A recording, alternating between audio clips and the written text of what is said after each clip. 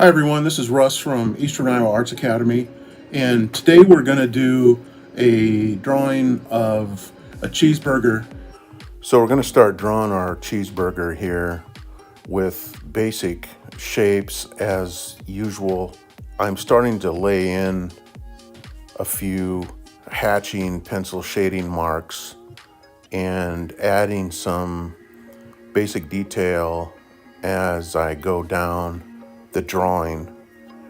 I'm actually drawing this from imagination. I'm not looking at a photo, but I think most of us in the United States can conjure what a cheeseburger looks like pretty well without having one in front of us.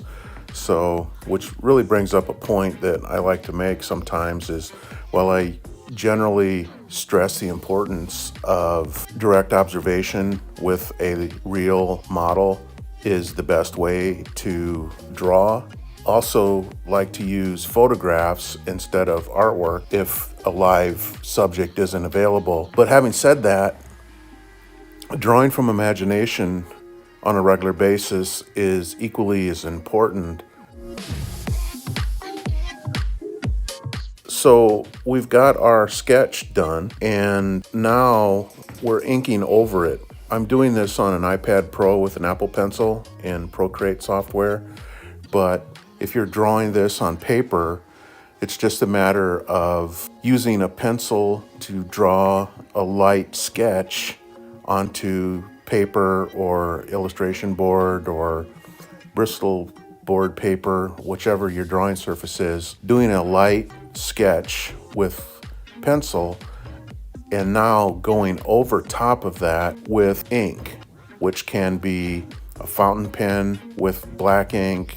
It can be a brush, a fine brush, which takes a little more practice but is a great way to ink. And probably the most common tool to use for inking would be a fine liner felt pen in black, and I recommend using waterproof ink as opposed to a water-soluble one, just because oftentimes you may want to fill in some color with some watercolor, a watercolor wash, or maybe you've got some markers.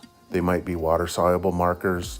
If you use an ink pen that is not permanent waterproof ink, the ink will smear when you paint or marker over it. So it's just a good idea to keep permanent waterproof ink. Sharpie brand is a good, safe bet, but there are many other brands that you can look at in an art store.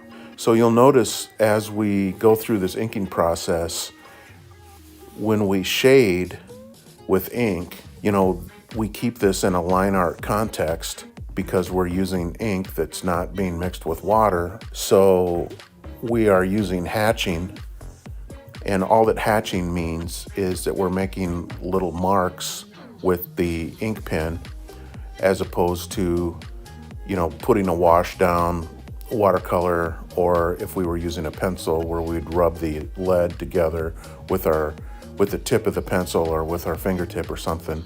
We need to keep things in a line art context when we're doing our inking.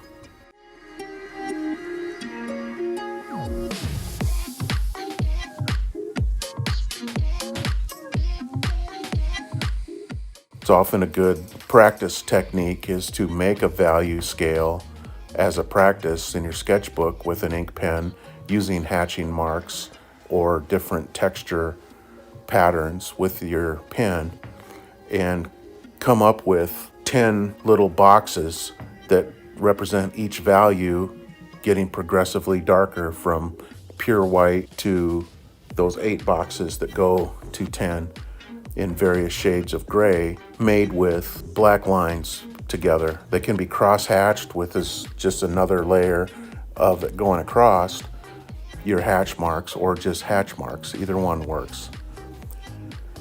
You can see now on my drawing I'm going in with some white. This can be done if you're not doing it digitally.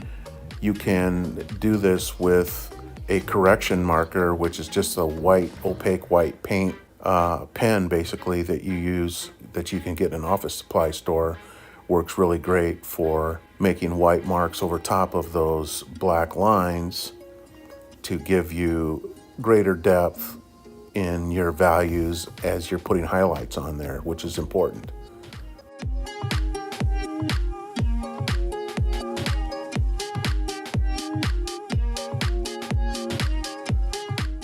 And I've decided to go ahead and really punch up the contrast on that patty. Everything was looking a little bit too gray, too middle area. So I really wanted some nice contrast to go on that bun, or on the patty, I'm sorry. So we could leave the patty just completely black. We've got this nice contrast there in between two areas that are lighter, but I'm using some little white lines, real thin white lines, just to give that patty some texture while still leaving it basically black and giving us that nice deep contrast to kind of be in the middle of the drawing.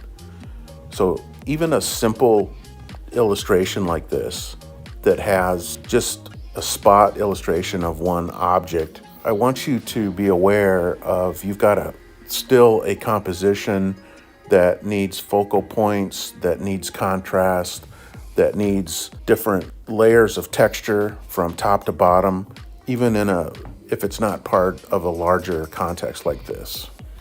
Thanks for watching. I hope you enjoyed these techniques.